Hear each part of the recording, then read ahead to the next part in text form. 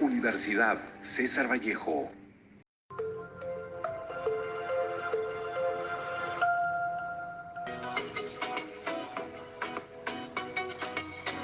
Mi nombre es Aaron Vince Monifaz Rondón, estudiante de la carrera de Administración en la sede de la ciudad de Piura. El día de hoy les voy a hablar sobre la vida de César Vallejo.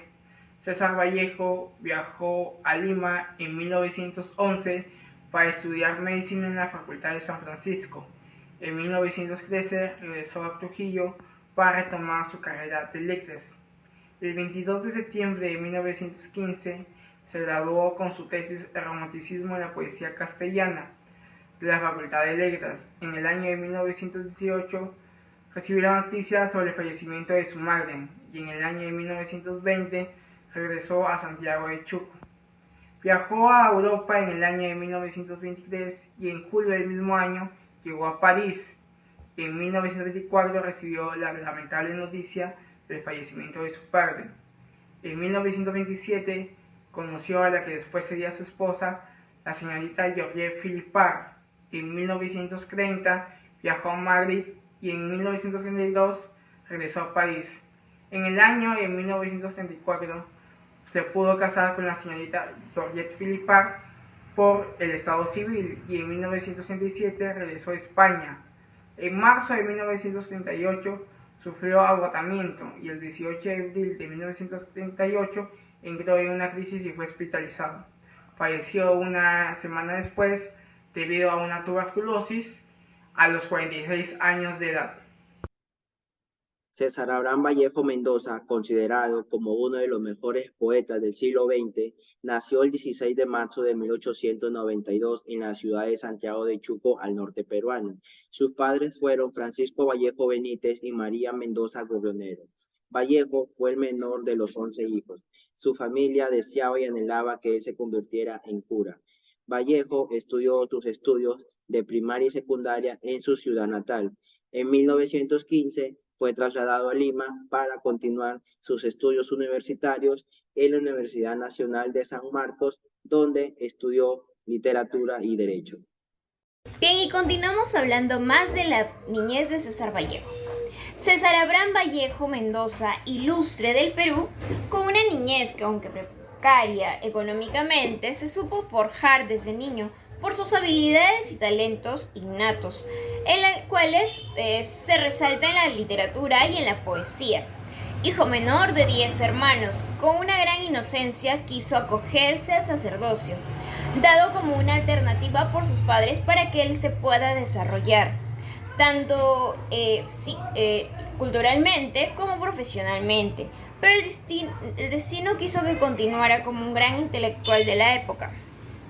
De acuerdo a ello, pues esto se ve reflejado en lo que son sus grandes obras literarias, como en la cantidad que tienen de su vocabulario litúrgico y bíblico. Mediante su niñez, aunque con aspectos precarios, como ya lo hemos manifestado, esta precariedad.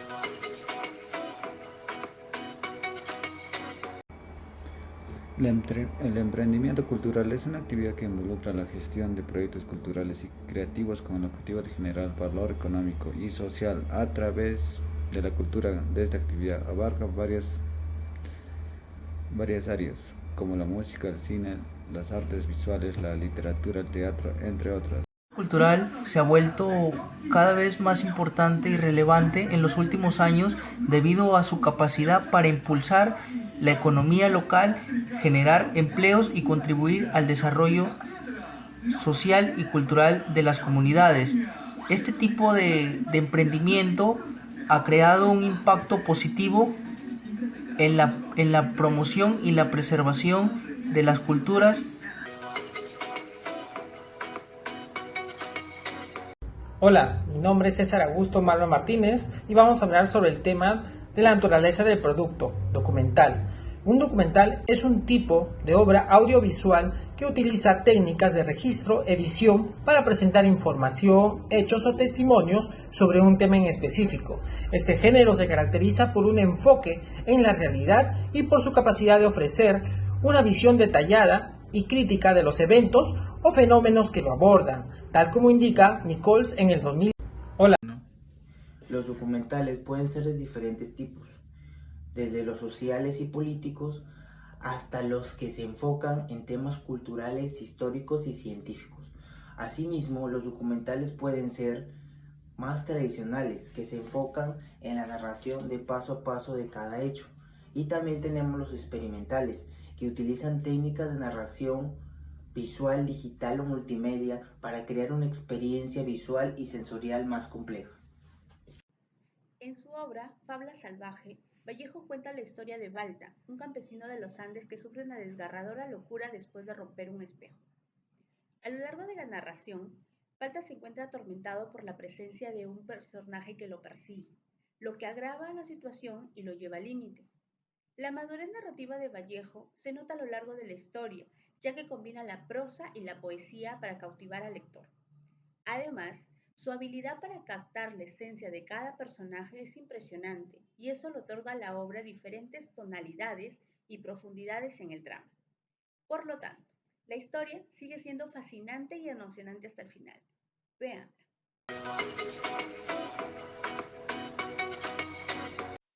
Bienvenidos. ¿Han escuchado hablar sobre Fábula salvaje? Una maravillosa novela psicológica del escritor César Vallejo. Pues hoy les contaremos un poco más.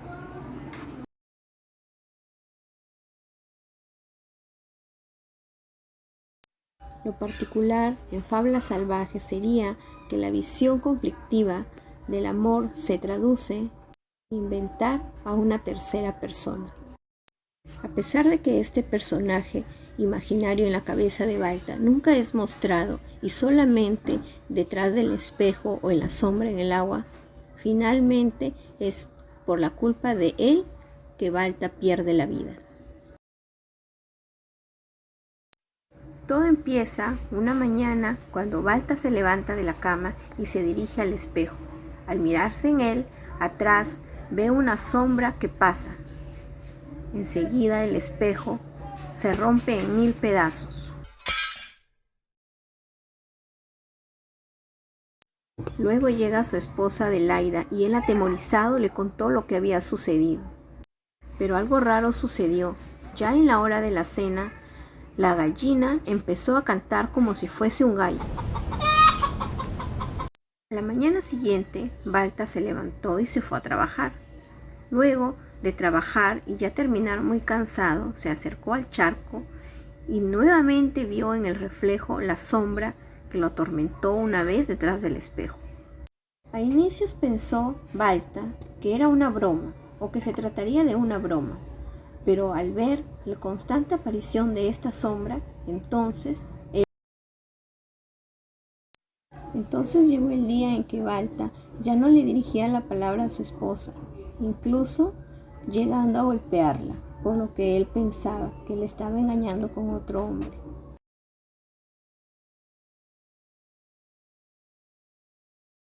Balta voltea rápidamente para descubrir de quién se trataba, pero desgraciadamente pierde el equilibrio y cae al abismo.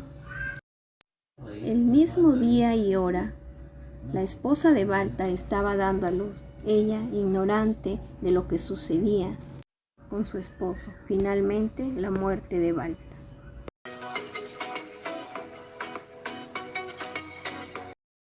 Fábula salvaje es considerada una novela psicológica. Esto sugiere que se centra en el estudio y la representación de los estados mentales, emocionales y los conflictos internos de los personajes.